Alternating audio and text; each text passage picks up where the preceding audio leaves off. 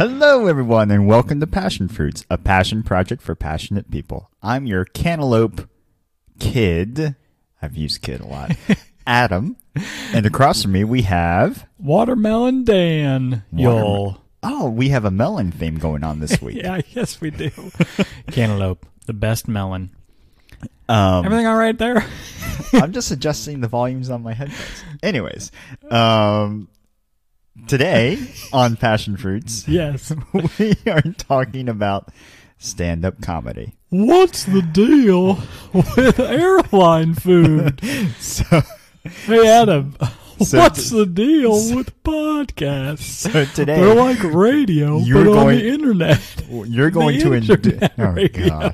You're going to endure an hour of Daniel doing Seinfeld impressions. But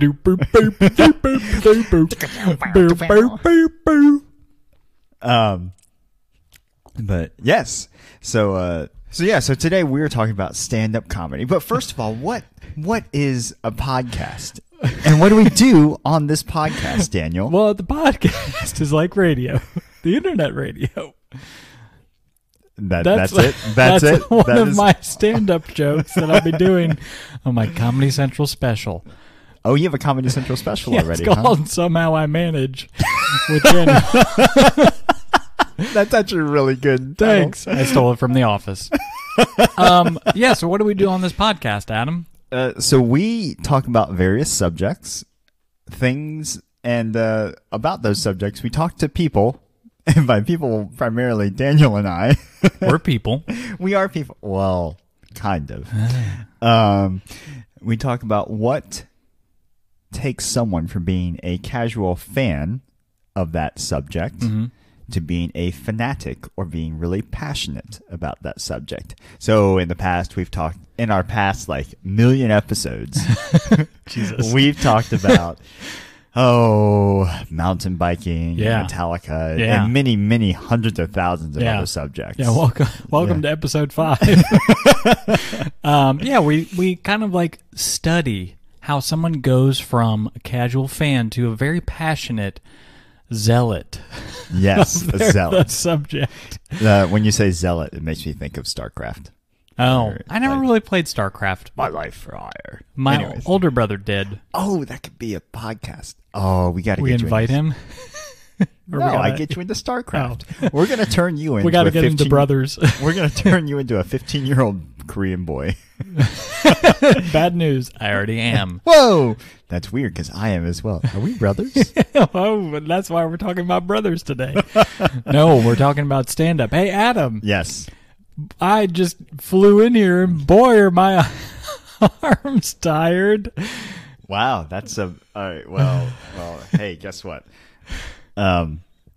What? My wife thinks I don't give her enough privacy. At least that's what she said in her diary. Did you write jokes? No, I'm reading jokes off the internet.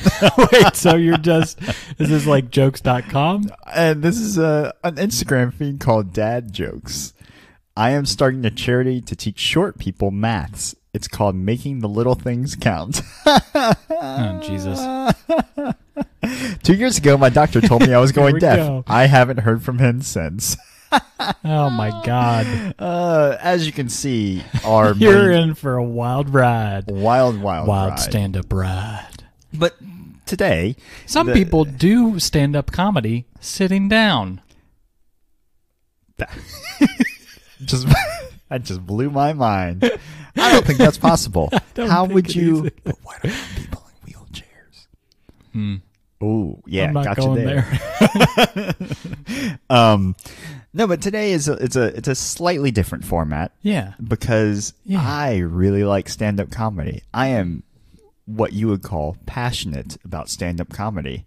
Whereas my good friend Daniel here does not share my passion for stand-up comedy. Would that be accurate? That Daniel? would be accurate. Yeah, if we really want to get into it, I've been to like a couple stand-up shows. I think we talked about it a little bit last episode when we were prepping for this one. Been to a couple of stand-up shows. Saw George Carlin, saw Donald Glover, saw Pete Holmes, and we saw Pete Holmes in college together. Yeah. And then like I own Jim Gaffigan's King Baby special. I watched it. I was like, he loves bacon and Hot Pockets. and Hot Pockets. And so, yeah, it's what I can get into when we start to talk about. We can get into why I have a particular aversion to stand-up comedy. Sure. It's dark. So it involves dogs. Wow. Yikes. They bit me while I was performing stand-up. Where were you performing stand-up? At the Pound. At the SPCA. So, real quick, what we'll go over. In case any of our viewers have, not been connected to the entertainment world. Yeah. Where you been living? Well, clearly they're living because they're listening to this podcast. Hopefully. Hopefully no zombies. We don't want any zombie listeners. No zombie listeners. Get out of here. I want my brains for myself. Thank you very much. Yeah. Go back to your AMC show. This episode is just saturated with bits. We've been watching too much stand-up comedy. We're just like all those stand-up comedians. All right, let's get into it. So this is the Passion Fruitspedia section. Yeah. So stand-up comedy. For what is stand-up comedy? Well, stand-up comedy is a comic style in which a comedian. Wow, this is mind-blowing. A comedian performs in front of a live audience, live studio audience, just like Home Improvement.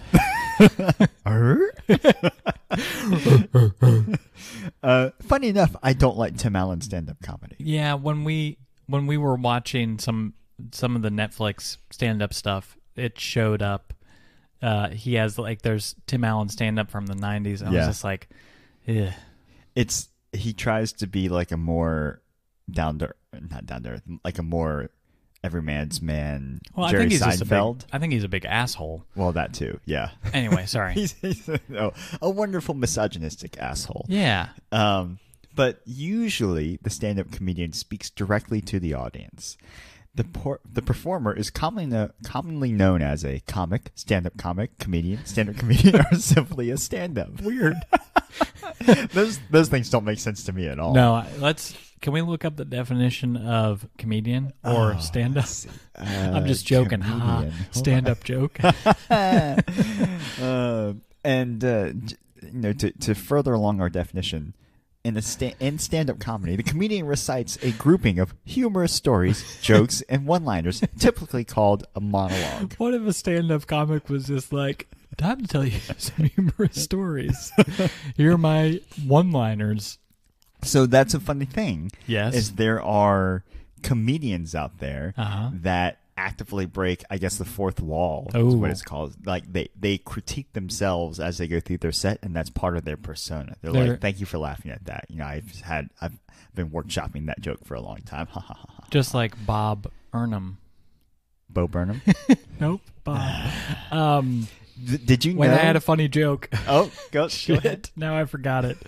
It'll come back around. Did you know that some stand-up comedians also use props, music, or magic tricks to enhance their acts? With the list of stand-up comics that you wanted me to listen to prepare for this episode, I was so thankful that you didn't list that fucking ventriloquist guy.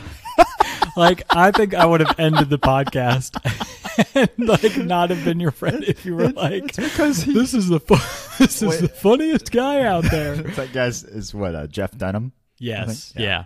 No. I liked his first special, and then all his jokes are the same. Yeah. After that. And racist. Yeah, very racist. Stand-up comedy is often performed in corporate events. Wow, I love that's the first thing that comes up. First of all, stand-up comedy is known for being performed at corporate events. How about that Facebook, huh? Oh, yeah. Take a book to the face. That's Chris Rock. I think. Anyway, go ahead. Your volume isn't loud enough to be Chris Rock. Oh, yeah. Comedy clubs, bars, and pubs, nightclubs, neo-burlesques. Interesting. Voulez-vous coucher avec moi ce soir? Voulez-vous coucher avec moi ce soir? That's very... We have a temptress in the room with us. It is me. Temptress Daniel. I'm here to seduce you with my womanly wiles. Take a look at my boobs. How do you like them? Oh, yes, they have nipples on them. Do you like nipples? Yes, I know. Why are you turning away? Don't be scared. Very disturbing. Let me smoke a cigarette. Wow. All right. Yeah. Bye, Temptress Daniel. Good seeing you. Good riddance. Good boner. Lastly, in this last part of the definition, stand-up comedians also perform at colleges and theaters, and outside live performances. Stand-up is often distributed commercially via television, DVD, CD, and the internet. Funny, stand-up comedy isn't distributed by Blu-ray, though. I find that interesting. I would imagine Wikipedia is just... This hasn't been updated. Wikipedia is the genesis of all knowledge. Why is there a Wikipedia entry for stand-up comedy? There's a Wikipedia entry for everything. I know. There'll be one for us soon. Funniest dudes in the world. Yeah. Disgraced podcasters. No. Well, that was fascinating. Bye, everybody. Thank you for stopping by. Now you understand why Adam loves stand-up comedy. Yeah, that was Yep. Well, thank you for that description of stand-up comedy and what it means to Wikipedia and the person who created the entry on Wikipedia. It was beautiful. But you know what time it is now? It is time for hot coffee. Yeah, well, Scalding coffee there was a... on the beach. Did you ever play GTA San Andreas? Maybe. Yes. If you played it on PC or something, or PS2 or something, there was the hot coffee mod where you could see the characters having sex. Oh, lovely. Oh, yeah. Nothing like some 64-bit. Some polygon boobs. Ugh. Anyway, yeah, it's time for story time. Story time. Pull up a mug, hot cocoa in the middle of the day. Get some marshmallows. Put them in your nose. In my nose. You could be a prop comic. I could not be a comic, despite how funny I am. I think we should try it. That would be the culmination. That would be so bad. That would be our first live show is just doing Just stand-up. Stand-up? God. Hey, everybody. It's just you and I giggling back and forth the whole time. It would just be going back and forth between me going, hey, everybody, and you... stuffing marshmallows up my nose, apparently. Yeah, apparently. All right. So, I got my mug of cocoa. Sweet. Now it's time for a story. So we've heard about stand-up. What is stand-up? Yeah. Jokes. Laughter. Jokes. Everyone loves to laugh. I would say everybody does. Except for sociopaths. Well, they don't listen to podcasts, so we don't have to worry about that. Whew. Man. Well... Yes. So, all right. So, Adam, you are the very passionate person about stand-up. That sentence didn't make any sense, but I'm still pushing forward. So, tell me how you got into stand-up comedy and magic tricks. Sure. Whoa, magic tricks as well. Pick a card, any card. Is it the Ace of Spades? No. It's the Queen of Hearts. Yeah. I just blew everyone's mind. Adam doesn't even have cards. He just does that with no cards. That's how magical I am. Mm-hmm. No, so the genesis of my interest in stand-up. In the beginning. In the beginning. God created Adam. And then he created a microphone. And he created stand-up comedy. And then he created the Wikipedia entry for stand-up comedy. Go ahead. How did you, in the beginning, in the genesis? So I think I'm a very affable person, and I like to laugh. Yeah. And I like to be entertained. Yeah. I am entertained. You do just go up to people and be like, I like to laugh. And then just walk by them. Exactly. Say that to your Subway sandwich artist. Yeah. I like to laugh. Hello. Can I have that lettuce with that? Yeah, so think I'm pretty sure the first like hour-long stand-up special I ever watched was Robin Williams live on Broadway. Nice. And actually, it was a trip when I was with a friend and his family. They took us down to Disney World. Oh, wow. And one evening, it was on HBO, so we watched it. Oh, my gosh. They let you watch HBO? Yeah. They were a pretty cool family. And you're pretty cool. Very, very cool. No, we saw Robin Williams, and I was like, oh, sweet. Is this that movie Flubber? Well, that's the funny thing. I think before, because this was in 5th, 6th grade, something like that. Yeah. I don't think I'd realized that Robin Williams was a stand-up comic first and foremost. Yeah. Because I literally knew him from movies like Flubber. And Jumanji and the Aladdin. Right. He was the genie. He was. And that, I remember laughing so hard at Robin Williams live on Broadway's sketch. And actually, I'm going to play you one of my favorite clips Let's from listen that. in. Yeah, so most people, I don't know about most, but I will bet a lot of people are familiar with Robin Williams' golf sketch from that show, where Robin Williams describes how golf was created. Gotcha. So, all right. And how they could invent a sport like golf. He's referring to the Here's my Scottish. idea for a fucking sport. I knock a ball in a gopher hole. Oh, you mean like pool? Fuck off, pool! Not with a straight stick, with a little fucked up stick. I whack the ball that goes in a gopher hole. Oh, you mean like croquet? Fuck croquet! I put the hole hundreds of yards away! Oh, fuck out, yeah! It's great fun there! Oh, yeah, that's a great thing! Oh, like a bowling thing? Fuck no! Not straight, I put shit in the way! Like trees and bushes and high grass, so you can lose your fucking ball and go whacking away with a fucking tire iron! Whacking away, and each time you miss, you feel like you're gonna have a stroke! Fuck, that's what we'll call it! A stroke, because every time you miss, you feel like you're gonna fucking die! Oh, great! Oh, and here's a bit of back. Oh, fuck, this is brilliant! Right near the end, I'll put a flat piece with a little flag to give you fucking hope. But then I'll put a pool and a sandbox to fuck with your ball again! Ah, you'll be there trashing your ass, jerking away in the sand! Oh, and you do this one time? Fuck no! 18 fucking times! So that clip, Yes, that was very funny. I remember that clip for like obviously until now, and I own the DVD from that performance. But I think that clip, Robin Williams is known to be kind of one of the godfathers of stand-up comedy for his impressions, right? And that he wasn't necessarily doing an impression, but he was just freaking hilarious. And it's something that we talked about last episode, but hour-long specials are constructed in a way where the story grows, and we'll get into this later, but I think good stand-up comedians really create like a really good story arc and like take their audience through different emotions and different levels of different types of comedy, different levels of comedy, different joke structures. Anyways, so that was like my first real stand-up special. Gotcha.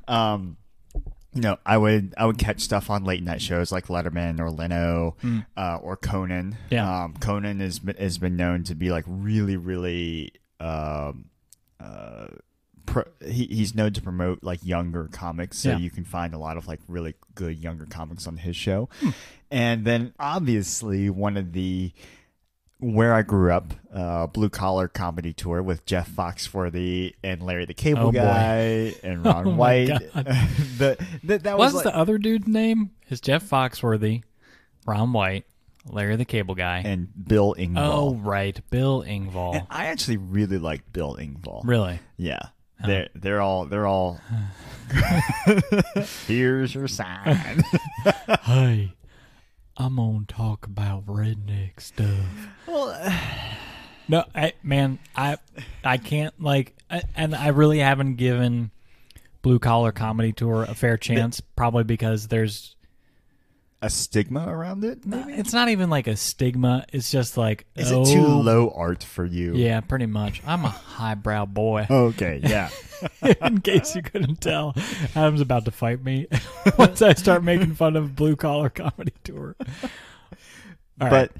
Like I think one of the most iconic stand-up bits is like you might be a redneck. Yeah, I mean what I was trying to say is they obviously it's not my cup of tea, and Right. I'm sure if I watched like a full Blue Collar Comedy special, I would find stuff that was funny. Yeah.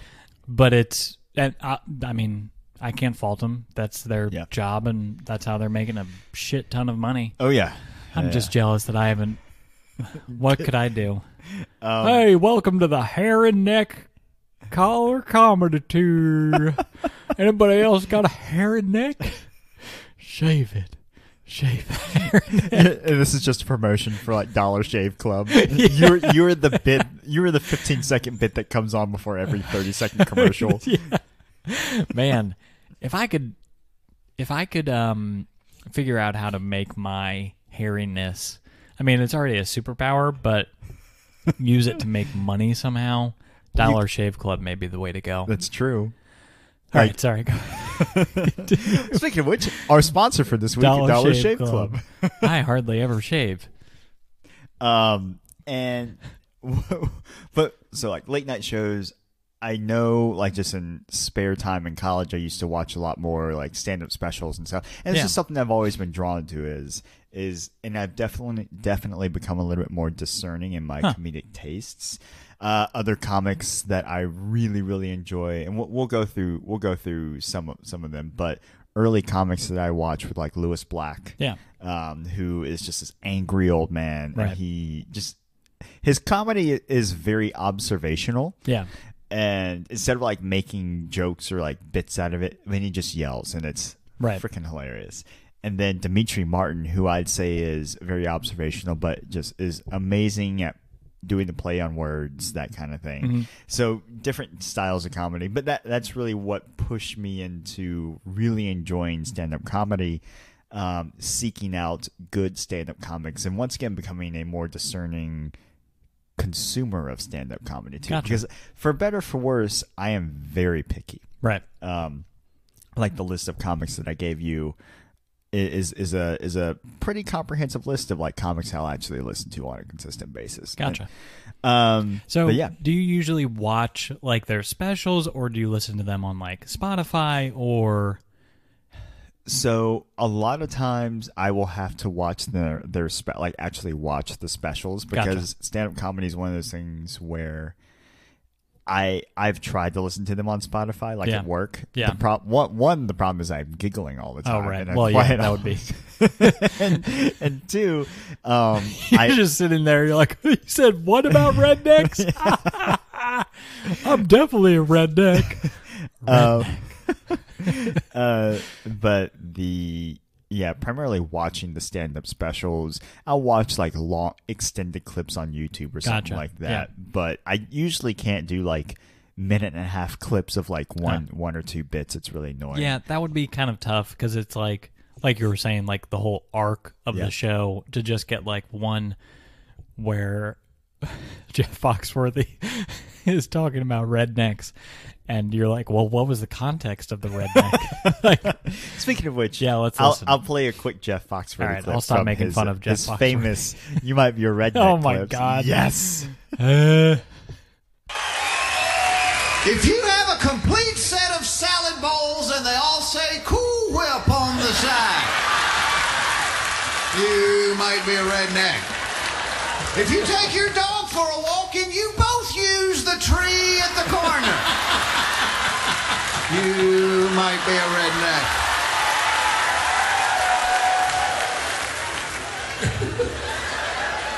If your wife says she's game and you shoot her, you might be a redneck. See? Comedy gold. Hilarious. So, are they all up on stage?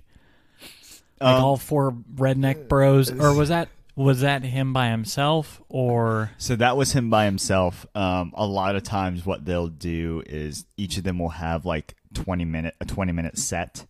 And they'll all, or 15 to 20, more like 15 minutes. They'll Gotcha. come out, and then so it'll be the four of them that'll come out on stage individually, and then at the end they'll all come out on stage together. And that's usually when Jeff does his. You might be a redneck stuff. Yeah, they'll be sitting on And a bench, then and they'll tater salad.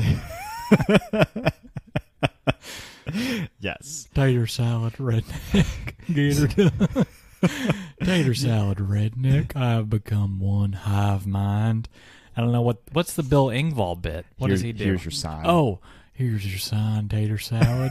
You might be a redneck, get her done. I'm one Jeff Fox, Ron White, Larry the Cable Guy, man. That's my full name. Wow, that's impressive. Adam's giving me a look like Jesus, making fun of the blue collar comedy tour. Bye, Daniel. But Well, thank you. That was funny. Yes, so that's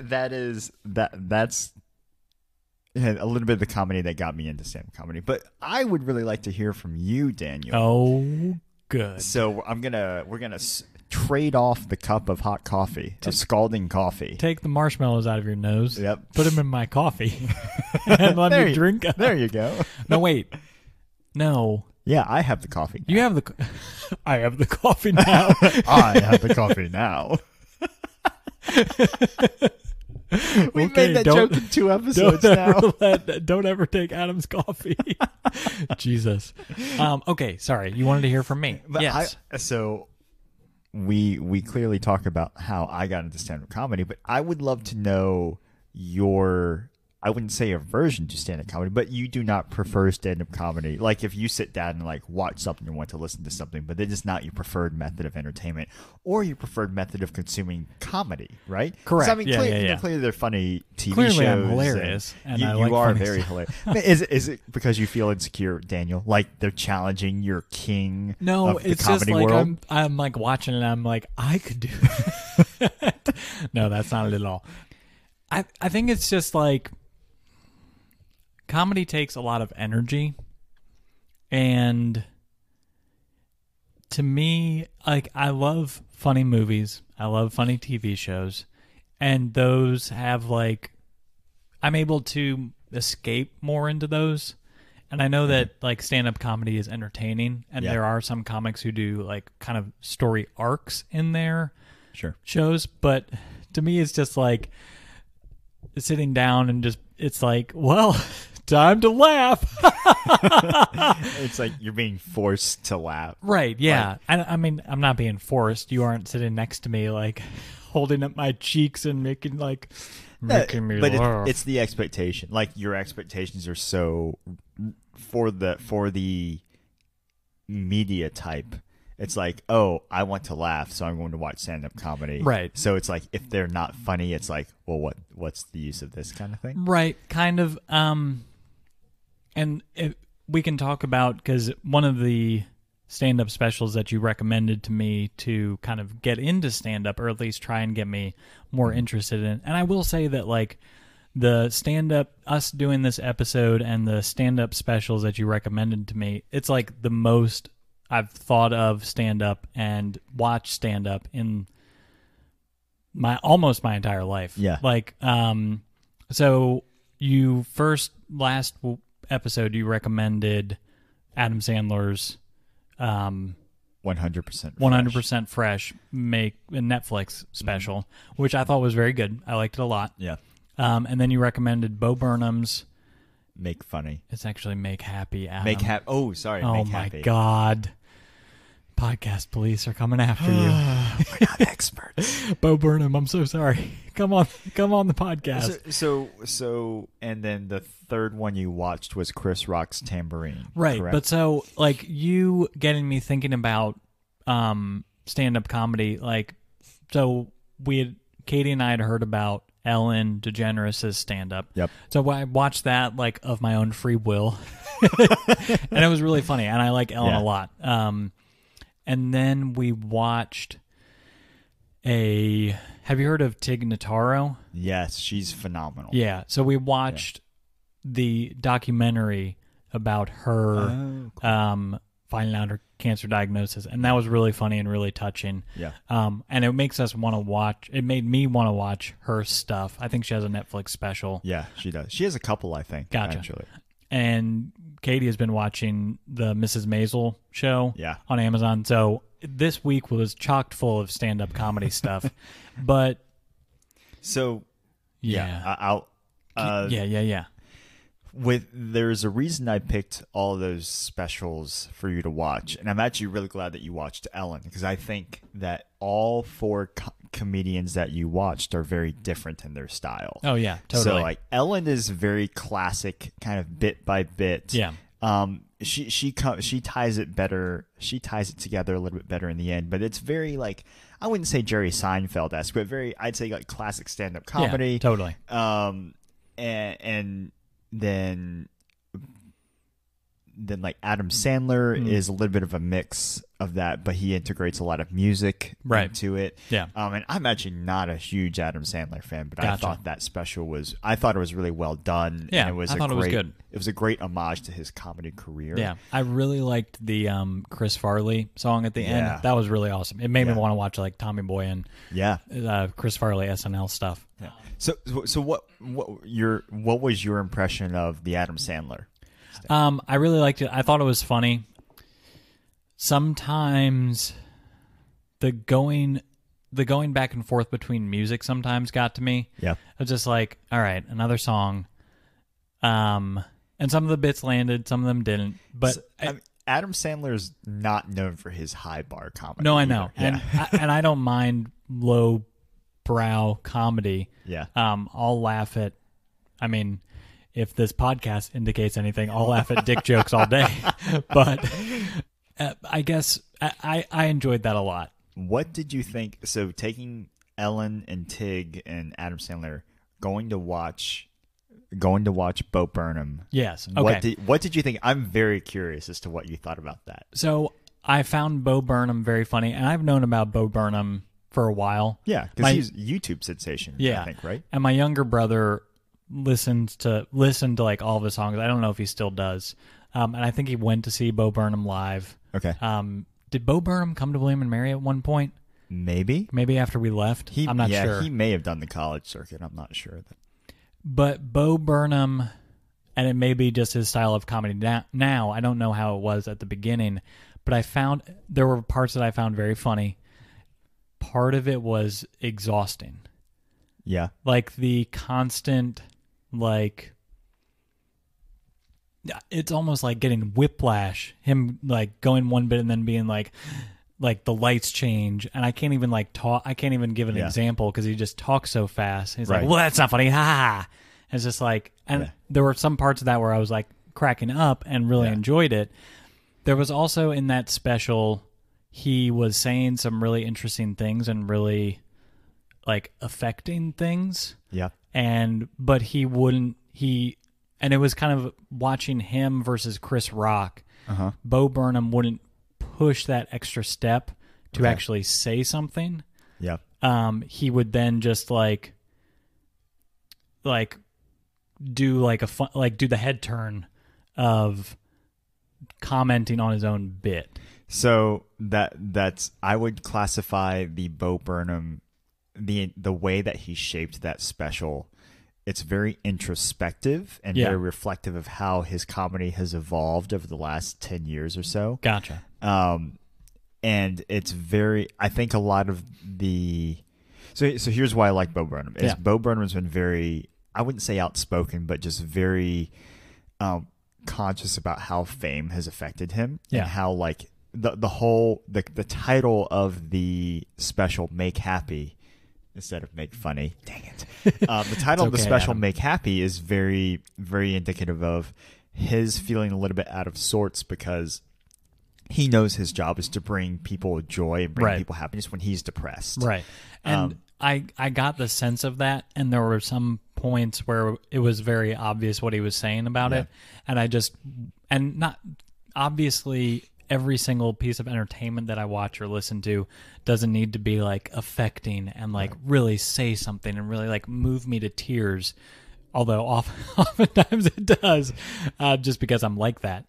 But there were points where it's like, man, he's saying something really smart and it's funny too and it's really affecting, but then he calls himself like a derogatory term for a homosexual man. Yeah. And it's just like, damn it, like you were so close. And like you saying, like that's the kind of the point of the special, to comment on like how people have treated him. And it's interesting because he's like the new one of the first new age of stand-up comics, because he started on YouTube. Yep. And that's like a whole new avenue for all these stand-up comics to get recognized. I mean, anyway. So what about Chris Rock? So I really liked Chris Rock. I watched that. I watched that. That's one of my stand-up bits. Daniel falls asleep. Thanks, everybody. Thanks for coming out to the UCB. Anyway, what? What was that? I don't know. The UCB? Yeah, the UCB, the Upright Cats Bar. It's a very exclusive bar. Only cats. Only upright cats can get into this bar. Only cats without their front legs. No, no, get out of here, you four-legged cat. So I really liked Chris Rock. It was very, you mentioned it was like tamer than some, not tamer, but more toned down than some of his earlier stuff. I'd say reflective is a good way to describe that. And I noticed, I mean, because he talks about like his divorce, his kids, and I really liked it. And I thought there were certain points where he was kind of saying some smart stuff and going that extra step of being a little more affecting than some other comics. Yeah, I mean, and that's kind of maybe one of my issues kind of with stand-up could be related to like movies and TV shows. Okay. Like, I mean, they're specifically written, and I mean, stand-up. So what I'm trying to say is comedy movies and TV shows are specifically written to like, here's the joke, here's the story, here's the joke, here's the joke, here's the joke. Yep. And like stand-up, you could have, and obviously they're writing jokes, and you could have 50 jokes in 30 minutes. Right. And like half of them would land for me personally. And that's kind of like my issue is like, well, this whole bit about jerking off a cow or something wasn't like funny to me. So I'm just like sitting there and like, and there's nothing else to, like, it's not moving a story along. I can't watch like a car go by in the background or something. No, I think that's a fair point. And go ahead. Yeah, I would completely agree. Now, let's take that, but let's take a little break. Okay, yeah, let's take a little break and hear from our sponsors. Oh, yeah. Hey, is Red Bull back as a sponsor this time? No, I think it's, what was that stand-up comedian reality TV show? Last Comic Standing. It's back. Last Comic Standing is back. Yes. Watch it at 3 a.m. on ESPN 12. ESPN 12. They made it a sport. It's like Guts and Last Comic Standing had a baby. You got to get the aggro crag, but you also got to make people laugh while you're getting the aggro crag. So, all right, everybody. And after that, extreme drone racing. Yeah. It's so sad that exists. And then we can watch people play Rocket League on TV. Woo! All right, we'll be right back. Bye.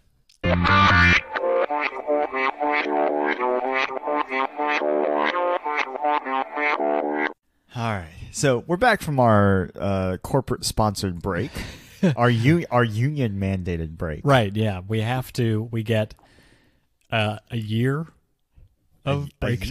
Wow. It's like, hello, Adam. Yeah, actually, look how we aged 40 years in a year. Hey, man, we live life to the fullest.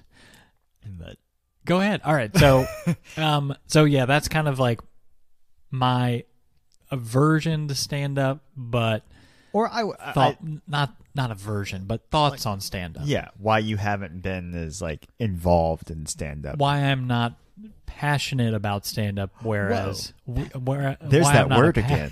Why I'm not a passion fruit about stand-up, whereas I would call you a passion fruit about stand-up. For sure.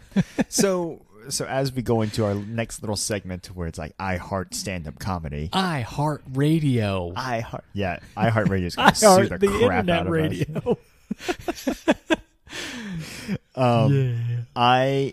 I completely understand where you're coming from. Thank you. Very God, you finally understand.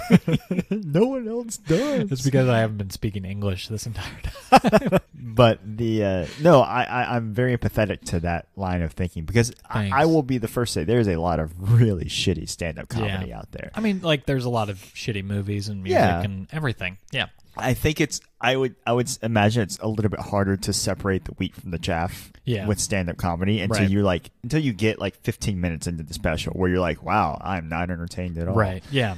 Where I think, B and C rated movies are easier to spot, if you will, other than Sharknado 4, obviously. Well, yeah, you kind of know what you're getting into based on the title of a movie and kind of the production photos and the backstage passes that you got. Furious backstage passes. Whoa. Like the Fast and Furious, they're A+ movies. A+. Uh-huh. This is actually just another Fast and Furious episode. I've had Too Fast, Too Furious, the Ludacris song stuck in my head all week. That drop too fast, drop too furious. I'm too fast for y'all, babe. Wow. We'll auto-tune that. Or we should just cut it out. Just entirely. call me the T-Pain of podcasts. Yes. Go ahead. I like your top hat, by the way. I was wondering why you were wearing that. The listeners can't see, but I'm tipping it at you, m'lady. Oh. T-Pain's actually just a nice guy. Tips fedora, auto-tunes his voice. Sorry, says something misogynistic. Yeah. That bitch wouldn't give me sex. Oh boy. But no, I think there are a lot of things I dislike about a lot of stand-up comedy. Got it. Which is why I would say I'm passionate about it because I really, really appreciate good stand-up comedy. So should this be called the I heart very specific stand-up comedians? Yes, I think that's fair. Yeah, cool. But same thing with. At the same time, I respect anyone who laughs from any stand-up comedian. So similar to my views on music, like I don't judge people. I judge people. Oh my god, Daniel's just giggling. Well, you respect people who laugh, so I was just trying to finally respect me. No, all right, go ahead. Similar to music, like I try not to judge people too much on their music tastes because my view is that any music it's there to make someone feel something. Yeah. And if it does that, then it's done its job. So whether or not you're into, Lamb of God or you're into classical music or into the latest K-pop track, if it makes someone feel something, I can't disagree with that. Right. Yeah. I mean, all taste is subjective. Yeah. So it's like similar who thing gives a shit? Yes. Similar thing for stand-up comedy. But there are things that make me passionate about certain stand-up comedians. So first and foremost is I think that having a stand-up special that is well constructed, like a whole act that's well constructed and flows together really well, I think that's really important. It draws you in. In my opinion, the idea of a good stand-up bit or stand-up arc is one that you listen to and it's over before you know it. Got it. Like where you're not sitting there being like, man, it's been like an hour. Like like all those superhero movies that are 2.5 hours long, but you watch them and they're amazing and they just feel like 30 minutes. Haha. Exactly. Sure. The second one is I don't understand. Now the Robin Williams one is a little bit of an exception, but I do think that I don't think it's required that people be incredibly crass and curse to be funny, because I found there are a lot of stand-up comedians that substitute foul language with being funny. Well, and if it enhances a point and enhances a joke, yes, it's freaking hilarious. Right. But at the same time, like, I don't necessarily need the F-bomb to be dropped. Fuck no. Fuck that. Can I bring up a quick point? So when we were in college, you saw Pete Holmes, right? Yeah. And there was like a stand-up comedy contest that our friend Mark performed in, and he was really funny. Yeah. But he was also really funny because he was one of the few male comedians that wasn't talking about his dick and balls and masturbating. Yes. And that's just like the kettle calling the pot calling the kettle black, because just refer back to our mountain biking episode. But like, male stand-up comedians easily just rely on like, oh, masturbation and penis jokes are funny. Yeah. And that can just become old. And that's what we saw in that stand-up comedy contest in college. It's just like our friend Mark was talking about waiting in line to go see a video, like get a video game. And that was hilarious. And then there was the guy who came on after him who talked about masturbating in his dorm room. And we were like, buddy, we all do it. You don't have to describe it to us. Sorry. No, and I think that goes to my third point of I like comedy that's original. So I like different viewpoints on things. I like for the observations to be like really unique. Yeah. You know, that's why we joke about like, oh, how about those airline security lines? Everyone hates it. What's up with the food on an airplane? Right. Blah, blah, blah. Or anything that becomes remotely political. Not remotely political, but anything about that. Well, like now airline jokes are pretty political with the government shutdown. What? Am I right? Oh man, Ladies, but it ended last night. Yeah, so it ended, quote unquote. Chemtrails and whatnot. Oh boy, We'll get into that episode later. But there's something to be said for originality. Yeah. And I think some of my favorite stand-up comedians notice and observe things and comment on things in an original way, but about original material, right? Too. Yeah. So like, I think stand-up comedy is an art form. Yeah. Personally, like spoken word poetry or music or what have you. Slam poetry. Yeah. That's slam poetry, right? No, I think you're supposed to be like, and then he died. And it was sad. That's slam poetry. All right, sorry. But so one of my favorite comics of all time is Mike Birbiglia, partially because his last name is so fun to say. But actually, another friend of ours in college first showed me Mike Birbiglia, Joe Hayes. Really? Yeah. Nice. But this he was into stand-up. This little bit is from one of Mike's very first specials. Gotcha. And it's political. Oh, which boy. Is really funny.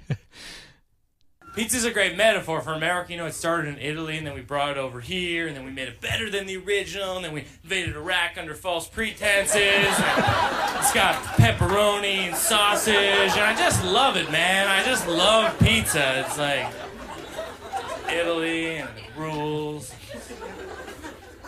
Totally, you guys.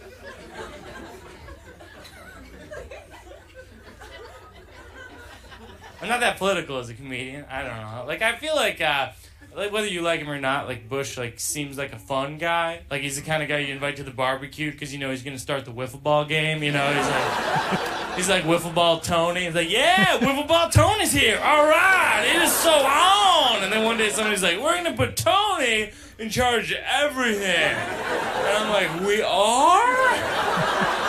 The burgers and the potato salad? I don't know if that's such a good idea. Because he's very competitive. He starts going to the neighbor's lawn, challenging them to wiffle ball games. He's like, I heard you bitches won't play wiffle ball.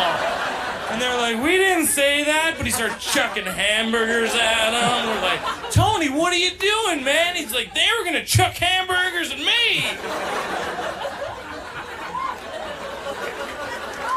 But then it turns out they don't even have hamburgers. It was unfortunate that the listeners couldn't see it, but Adam was acting out the entire bit. I right may have there. heard that bit I could tell.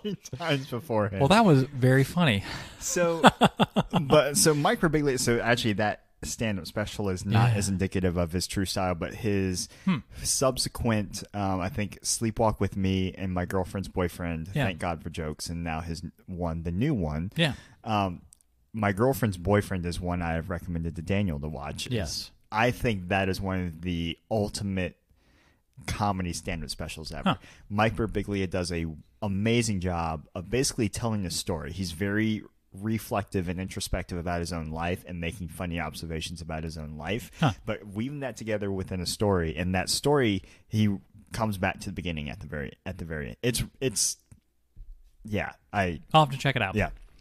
It really is fun, and he's just really funny, and he does it without being super crass. Nice. And I don't like crass stuff. Yeah, ew, gross. One thing I've noticed throughout his stand-up specials that he reflects on his own life. So he goes through different phases where like Sleepwalk with Me was all about him falling in love and getting married. Which is something that he said, like at the beginning of the special, he goes, I never want to get married. I don't understand the purpose of marriage. And like the very end, he goes, and then my wife, so-and-so. Yeah. So it's this really interesting way. And he does the same thing with My Girlfriend's Boyfriend. He does the same thing with Thank God for Jokes. Yeah. And he, I think, has a really good perspective on why comedy is so important for today's culture. So I love Mike Birbiglia. Yeah. John Mulaney, who I don't think we'll play a clip from him, but he's kind of your more, I'd say, more classic stand-up comic. Gotcha. Hilarious. Absolutely hilarious. And the special New in Town, which is on Netflix. We're actually sponsored by Netflix. We are today. That Netflix and binge, baby. Yeah. Netflix and binge. But John Mulaney is one of my favorites. There's a whole list of comedians that I recommend people to listen to, like Mike Kaplan. I was listening to yesterday, and he has some of the best plays on words I've ever heard in my life. So I'm going to ask you a question. Sure. When you say you listened to him yesterday, can you just show me? Can describe what that looked like? Look, because to me, it's stand-up comedy is like sitting down in a club and watching a comic, or sitting down on my couch watching TV, watching a comic. Just because that's probably my biggest thing is like, where do you listen to stand-up comedy? So a lot of times I'll listen to it in the car. Gotcha. So like instead of listening to a podcast, I actually listened to Mike Kaplan at work yesterday. Gotcha. And then I had to stop because I was laughing so much. Got it. Okay. All right. But yeah, I do it in the place of podcasts. I will do it. And a lot of times I'll just sit down and watch a special. Like instead of watching an episode of The Office, I'll just sit down and watch a special. Got it. Thank you for answering my question, Adam. You are a true cool dude. One of the bits I do want to play you is by a guy named Eddie Izzard. But he his shows is basically seemingly stream of conscious monologue from beginning to end. Gotcha. But it's very well constructed. And so he just kind of like mumbles to himself sometimes, but just hilarious. This is from his special Dress to Kill, and it's from like the late 90s, but it's absolutely hilarious. Cool. Give me 1 second. They set off from Plymouth and landed in Plymouth. How lucky is that? This is Plymouth. We've just come from Plymouth. We've gone round the circle. Lads, back on the bus. They finally got there. Said, this is where our God has brought us to. We can practice our religion here. We can raise a family. There's nobody here. Excuse me. There's nobody here. Yes, a land empty of human existence. Who the fuck are these guys? What's all this? Sorry, he's talking about the first people that came over to the United States. Got it. This, please. No, we don't want any of your food, thank you very much. Just put some clothes on.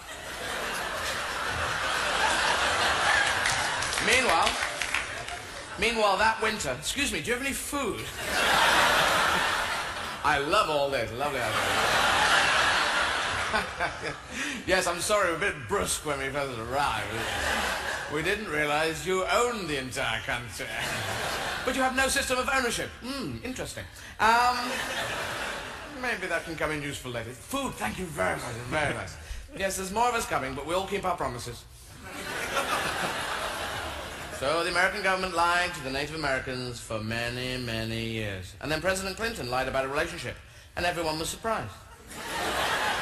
A little naive. Man, we've gotten so political today. I know. I didn't really mean it for it to come off that way. They're all very relevant to this time period. Yeah, very, very relevant. Clearly. But yeah, Eddie Izzard is he's a very astute observer of a lot of like small human ticks and stuff like that. Gotcha. Like this bit's just called World History, and it's just him talking about how basically how Eurocentric our mindset is. Yeah.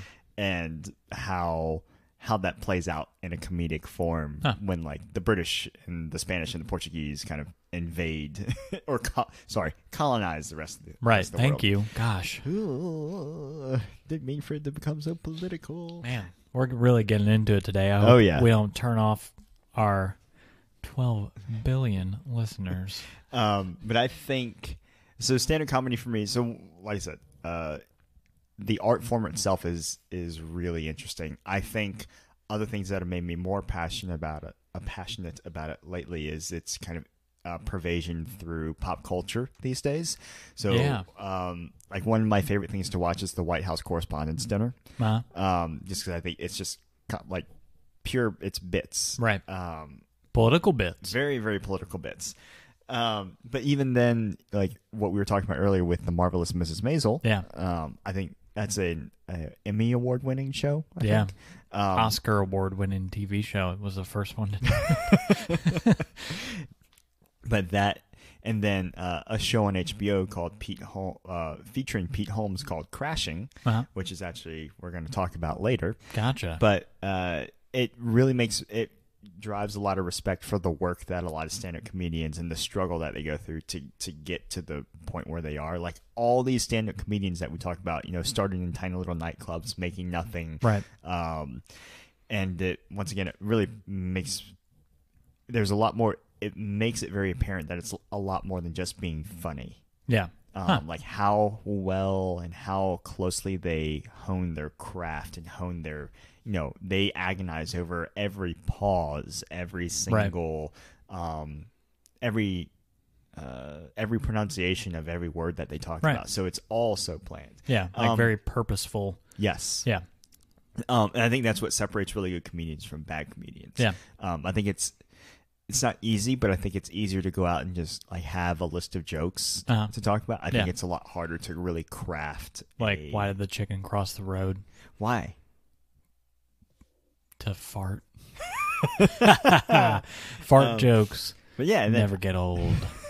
I see it as an avenue for political discourse. Yeah. I see it as once again, I just think it's an art form that's underappreciated.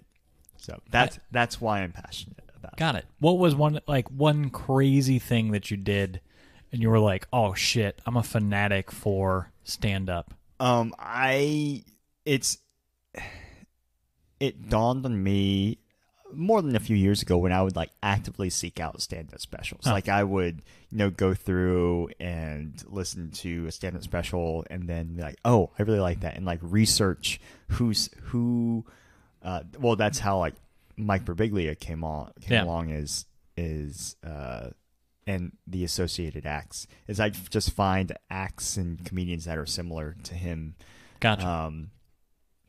I think stand-up is really good. I think there is a wonderful fresh crop of female stand-up comedians coming along. Nice. Because once again, in the sense that it's used for political discourse, stand-up comedy is a great way to get a slightly political message out there without offending anyone. Yeah. Does that make sense? It does, yeah. Like it allows for political commentary or just commentary on society on right. anything. Yeah, we've talked about that. Yeah. Yeah. Without having, I don't know where I'm going with this. No, but it's like the court jester being able to say, look at the king, he's a dumb shit. Yes. But the Squire can't say that because off with his head. Yeah. And the jester can just whip his little dong out and be like, "Look at the king! Look at the king!"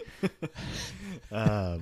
But yeah, that's why I'm passionate about it. That's how I got into it, and that's why I think it's just really it's an underappreciated art form. Well, I think you've done a very good job of getting me more interested in stand-up. We were talking over the break, For sure. our year-long break, how I'm definitely not passionate about stand-up, but you've gotten me interested enough that if you were to tell me of like, oh, this new special on Netflix is out, like you should watch it, like I would probably be like, okay, I'll watch it. Hooray! As opposed to like other times where like 3 weeks ago you were like, ugh. like, oh Jesus. I do distinctly remember you saying, I'm dreading this episode a little bit because I don't know if I want to watch that much stand-up comedy. Well, and that like that's kind of don't dread stand-up comedy, but again, comedy can be exhausting. Yeah. And it's like an art form that you really have to invest in. Yeah. Of you just laughing. Like, time to laugh, man. Let's tell jokes. Can I tell a funny story about stand-up? Sure. Did you see Donald Glover at William and Mary? No, I didn't. I can't believe I didn't. That's sad. Well, I saw him with Pete, our good friend Pete, and it was hilarious, and Donald Glover was really funny, and I love Donald Glover. I really haven't watched much of his stand-up stuff, but I like all the stuff he does. But one of the funniest moments of the night was it was put on by the school, and there were people from whatever the entertainment little club was that set it up, like running around getting stuff ready, and the lights were on and everybody was sitting down, and it was just in like a kind of a room. It wasn't in like an auditorium or anything. It was just in a room, like no stadium seating, just regular seating. And this black gentleman walks across the stage, and people in the front row like started clapping like it was Donald Glover. And it was this William and Mary student, and Pete and I looked at each other and we were like, holy shit. And then Donald Glover came out, and like the dude like who walked across the stage was just like giving everybody the side eye, like, why are people clapping? It was an upsetting look into the life of a William and Mary student. What? It's like all William and Mary students are sheltered and act like they're super progressive when they aren't. Anyway, so that was one of my funnier stand-up stories that isn't really related to stand-up. That's hilarious and sad. And yeah, very sad. Anyway, well, thank you, Adam. This was a very great discussion about stand-up, and I'm really glad we did this. Me too. So I hope that everyone, and for those who want more information on like my favorite stand-up artists, you can check out our social media feeds. And, and we'll put recommendations in the show notes. We can do that. Absolutely. But you know what time it is? Speaking of recommendations. Oh, snap. Why didn't you always get the beatbox? Because I start... Recommendations. Yeah. Recommending all the things. Recommending all the songs. Yeah, word to your mother. That was beautiful. Okay. I got the 2 lines this time. And you figured out 2 words that actually rhyme. I'm clapping. Okay. Congratulations, Adam. Thank you. All right. So last week, would you like to start or would I like to start? How about you start? I've been talking for a long time. Thank you. Jesus. God, all it does is fucking talk. So last week I recommend... Wait, am I talking about what I recommended to you or what you recommended to me? Either one. Okay, so last week... all right. Last week you recommended to me the Adam Sandler special. Yep. 100% fresh thing on Netflix, and we kind of talked about it. Yeah. I thoroughly enjoyed it. Very funny. Yeah, great stuff. Thank you for the recommendation. Awesome. I lolled out loud. Awesome. And last episode, I recommended to you the REM album, the second REM album, Reckoning. Yes. I did listen to it. Yeah. A couple of times. Nice. I think I need to listen to more REM. I don't know if I'm super into REM. Like I remember, I recall their popular songs. Yeah. But I think there was one on Reckoning that I really recognized. Yeah, that you reckoning, right? Nice. But yeah. Well, that album is like, I mean, it's their second album, so it's very early in their career. It's very chill rock. I don't know. They were often described, we're going to have to do an REM episode at some point, but they were often described as like a party band, and maybe you didn't get that sense from... for whatever... So like a college party band. I can see that. Yeah. But like that is like a very, not like an outlier album, but their sound evolved so much from what you would hear on mainstream stuff. Like you probably wouldn't hear anything from maybe like one song from Reckoning on the radio, but you really wouldn't hear anything because their later albums were so popular. Gotcha. But I'm glad you listened to it. That's probably one of my favorite albums of theirs. Okay. And I'll have to give it another You should. whirl. Yeah.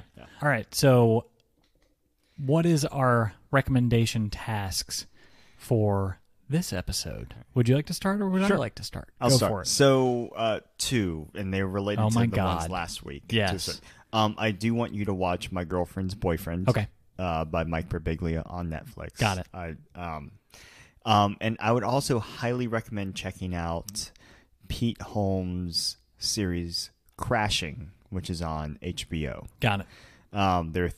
It's the third season just started, so I would watch the first season, obviously. But I think it does. I like Pete Holmes. It's a little bit cringe, like the comedy's a little bit cringy, but it's all about how Pete Holmes is kind of trying to become a stand-up comic in New York City. Gotcha. Cool. I'll check it out. Yeah. And for you, and for me, sir? I'm trying to remember the album name. No, man. I'm going to recommend another musical band. So how much Mastodon have you ever listened to? A fair bit, but nothing that like stands out. Got it. We're going to have to listen. We're going to have to do some Mastodon episode at some point. So I'm going to recommend that you listen to the latest full-length album from Mastodon called Emperor of Sand. It's a really great, it's definitely more mainstream than some of their other albums. They've gotten rid of like the 13-minute long songs that have different movements and stuff like that. I've listened to this album Should before. I recommend you something else then? No, but I haven't listened to it like... Gotcha. Give it a good listen. Yeah. It's like a concept album. There's definitely a story, but it's really a really phenomenal album. I was listening to it on the way over here. Cool. And boy, are my arms tired. Boy. Well, all right. So 2 or 3 great recommendations. Mike Birbiglia, Pete Holmes' new show, and Mastodon's Emperor of Sand. Hey, all you listeners out there, why don't you guys try these out too? Tweet at us. Let us know what you think about the recommendations that we give ourselves, and you guys send your thoughts over to us. Oh, yeah. You can reach us at... Passion Fruits Podcast. I kind of At- threw up a brick. To you. Passion. You can reach us on Instagram at Passion Fruits Podcast, on Twitter at Passion Fruits Podcast, and again, our email address at passionfruitspodcast@gmail.com. Oh, yeah. Alrighty. Well, I need to end this on a couple more jokes. Oh, boy. If you will. So, not to brag. All right, here. I've been thinking of some jokes, too. So we'll end on jokes from each other. Okay. All right. Not to brag, but I have this incredible talent in predicting what's inside a wrapped present. It's a gift. Jesus fucking Christ. That's so good. All right, and whoever lost their iPhone outside the bar, please stop ringing my new phone. Oh, boy. Theft. Hilarious. Here's one joke that I'm stealing from Harris Whittles. Okay. They always say that marijuana is a gateway drug. Oh, but no. really what it is a gateway to eating all the Cheetos. Thank you, everybody, for stopping by. Thanks, everyone. Have a good night. Get home safe. And thanks for stopping by. Yeah. Get home safe. Have a good night. Thanks for stopping by. Bye. Bye.